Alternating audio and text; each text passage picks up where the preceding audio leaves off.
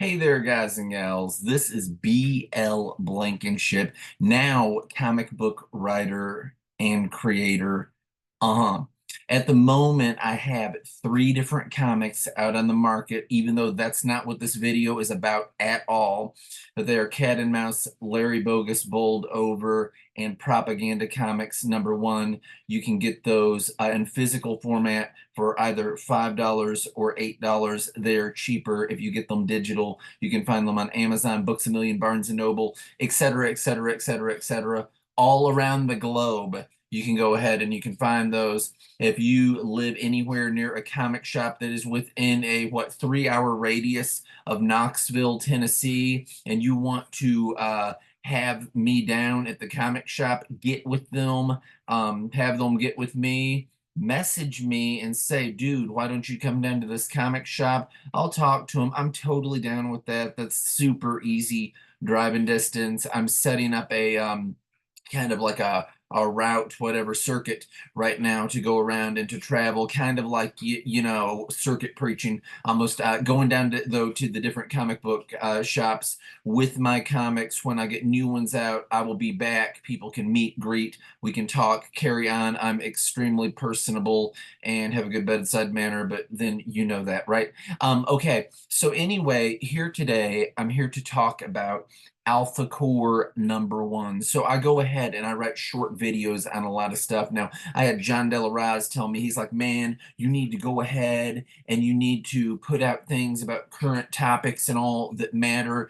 I'm so avant-garde that one, that's not me, and two, bashing stuff isn't me. Like when I go to the grocery store, I don't have a list of stuff that sucks that I don't want. I don't have it say like, don't get horseradish, because I utterly loathe and detest horseradish, but I don't go through my life like talking about that. Also, that gelatinous garbage that they call cranberry sauce that isn't real cranberry sauce. I hate that too with a fiery passion, lest you wonder. But I think about the things that I do like when I go to the grocery store and I get those. It's the same way with media. It's the same way with books. Just saw The Bike Riders today. It is a great movie. It follows after what was in fact the Outlaws. You see the real pictures at the end, but in the movie they're called the Vandals.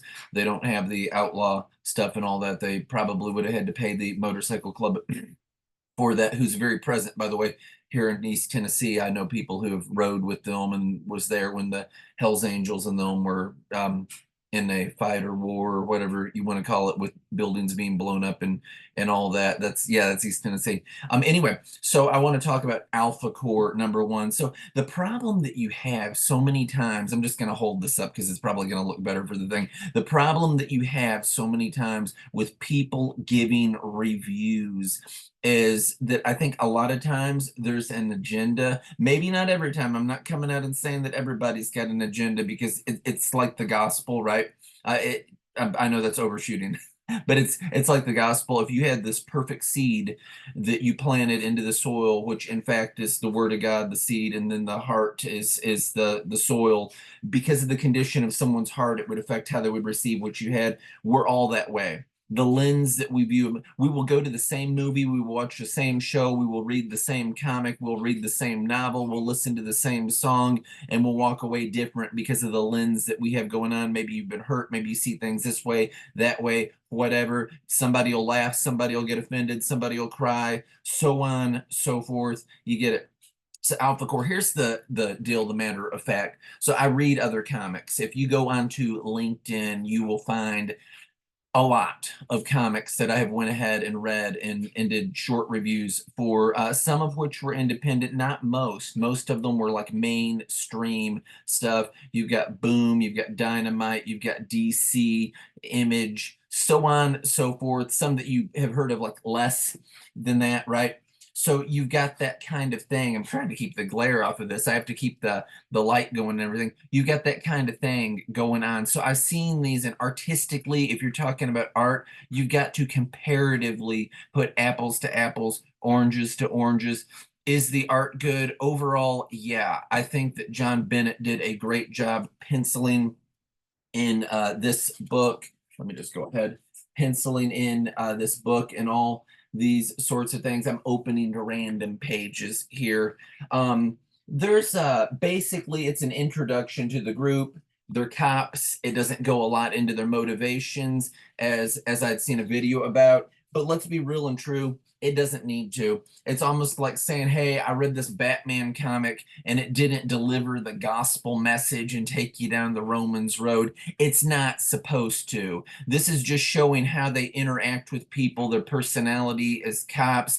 No, I didn't write it. No, I don't have any kind of inside. It just seems evident, people. That's what's going on in this book. They've got several different villains in this book, including the main dude that I've heard other people talk about that's like the Kingpin Lex Luthor character that I guess that he's an exempt to Michael, whatever his name is, rich, powerful, got women and bad people and money and all that. And so he's a successful, pious jerk in there. You got a guy that comes along. We're just going to keep calling them exempts, but if it was Marvel, they'd be mutants who can basically manipulate people into doing what he wants just by talking to them. He's they have to get him in a different way, like not listen to him and everything. There's another dude that is in it that shoots lightning and all that. He's a bad guy, all kinds of stuff. So you got this group right here, Solaris, the Superman looking guy. It's all dyslexified, so if I'm like having problems pointing, the Superman looking guy, I don't see any kind of heat vision from him. He gets shot, he says that it hurts, but that it doesn't like really damage or break his skin or whatnot. He can fly, he's got strength, he's got durability, on and on. We got Braxton over here. Braxton, Superman guy's the white guy. Braxton, want to talk about kind of getting diversity or whatever in there. He is the black super cop guy, and he's wearing like a flight helmet, with like some kind of mask thing going on. I guess just concealing who he is or whatever, just the style that he wants to go with, whatnot. He's got like on a bomber jacket and a shirt and some pants. So almost kind of like like he's flying a jet or whatever, but he don't need no jet because he can fly. And don't know how strong he is or anything like that. Just that he's whooping on some people and he's flying through the air and all that. I'm constantly hearing Ingrid, my girl down here, compared to Wonder Woman, which tells you that anybody that compares her to Wonder Woman, you're thinking, do you not know who Whiplash is? Watch Iron Man 2. Do you not know who Whiplash is? Because that is exactly the kind of action that she has going on. If you were making a video game, she would have the Whiplash ability. She's got a whip on each arm with some kind of energy power going through it. She's whirling them around. She can not only entrap enemies or whatever with them, but she takes out the wing of an airplane. Spoiler alert. She takes out the wing of an airplane in at one point in this thing, so she can slice and she can dice with those whips if she wants to. Practical, convenient, whatever. All of them are very competent as police officers. They're not just in it because of some kind of thug ability. They know how to investigate. They know how to do a lot of stuff. And because they have these abilities, like mutants in Marvel, they are underrated and discarded as freaks.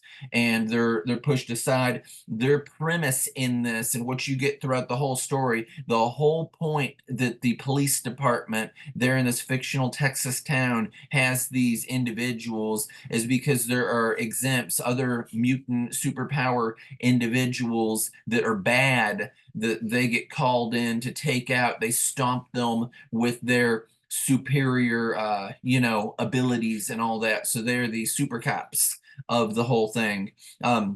That's what you've got go on in AlphaCore. Any kind of critique towards this, and you can think what you want and you can say what you want. There's some inking issues on some pages here and there. I'm not showing pages necessarily that have that, but there's some inking issues on some pages here and there.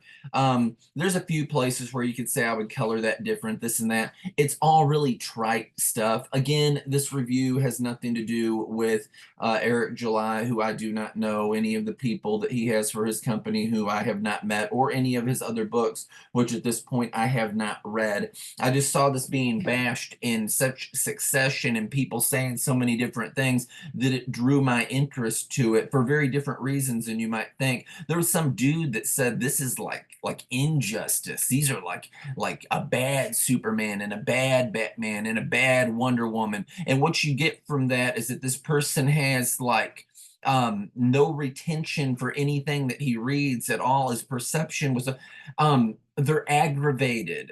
They're not really so what they do to break the rules, they bend the rules and they do some stuff, but they're aggravated. They're being shafted, and it ain't cool with them. And so that's what you get that's going on. So there's some rule breaking, there's some being fed up and irritated when they can go out and they can do a job, but they're not really doing anything too terrible. At the first of it, I heard some dude talk about I don't like how Solaris handled a criminal. He threw him in a pool. Total non-lethal force. They went ahead and they got in the way of something that they weren't supposed to get in the way of. But it so happens that they saved the day by doing that because there was a bomb that was supposed to blow up a part of the bank, and it was going to destroy evidence that would have been, spoiler alert, something to do with Michael. So he's got some kind of kingpin Lex Luthor agenda going on. He's trying to cover his tracks, and he's being thwarted essentially here by Alphacore on accident. So that's what you have going on here. There's other things that happen, some big like little dramatic moments and what have you. But Chuck Dixon, he wrote a solid story. It is a full story. It's not written like a lot of comics are that are like in soap opera form is what I would call it, where it gives you like a little bit, you know what I mean? Like Barnabas Collins like opens the door and you hear dun, dun, dun, and you don't watch it for a year and the person's still standing at the door. I think we're a little more spoiled than that here these days, or at least I am. I want a full story like it's a serialized television episode. That's the way that I write, and that's the kind of writers that I like to read. And this gives you a full story. Is it the sole greatest comic ever written? No. But is it like garbage? No. It's enough that it holds your interest, that it makes you think, yeah, I could go ahead, or me anyway, I could go ahead and I could get another one and see what happens if they start doing some really good story arc things, make you care about the characters, develop them and flush them out in a certain way, then they will be rocking and rolling. If they don't, it'll fall in the classification of meh. So I mean, we'll see what happens with that, but it is nicely done. It's a good execution to say, hey, here are who these characters are. Again, as a writer, your premise for writing a #1 issue of anything is to hook people on it. Does it do that? I don't know. I think the quality is nice of it. It's enough that you would give them another chance. It's not something that I love. It's not something that I hate, but it was something that fell into the okay and kind of let me in the world and made me think I might go ahead and try something else, which Chuck Horseman is gonna be it. It's riding all on you, Chuck. But yeah, I think that they could do nice things at the Rippaverse. Certainly what he's doing, and it's not a bad thing, as he's going ahead and he's pulling in some people, Eric is, that he considers names. He's got Mike Baron, he's got Eric July, he's got the Saska sisters, or however you say it. By the way, I watched your movie, y'all, The American Mary, way back when, and I thought that it was a good movie. It was in like a video for movies too disturbing for the general populace to see. I've watched some really like vile horror movies, but then I've written really vile horror stuff too. Anyway, that's what you've got with this. So it's an all right comic. It's more good can be said about it than bad. The storyline, it's solid. Everything about it's solid. Um, that's what you've got, again, not any comments on this video about anything else or whatever, because it's too illustrious of a subject matter to go on. I can't talk about comics that I've not read. And there's a lot of other issues and everything, where people are going to do what they're going to do, whether it affects them for positive or negative, or or what have you. But there was so much going on with this. It did make me interested. Honestly, I was hoping that it was a bad Superman, bad Batman, bad Wonder Woman. That would appeal to me. And I thought that it would be good for my own interest because I had the character that I would have loved to do a crossover with.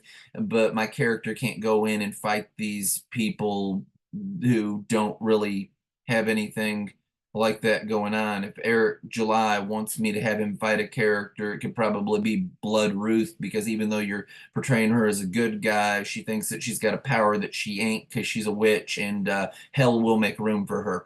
So yeah, Hellfire is my character. But yeah, he's kind of an adjudicator. But there you have it. So you could have the churchy vigilante anti-hero come after her, who's whatever. Anyway, that's Alpha Core, y'all. Peace out.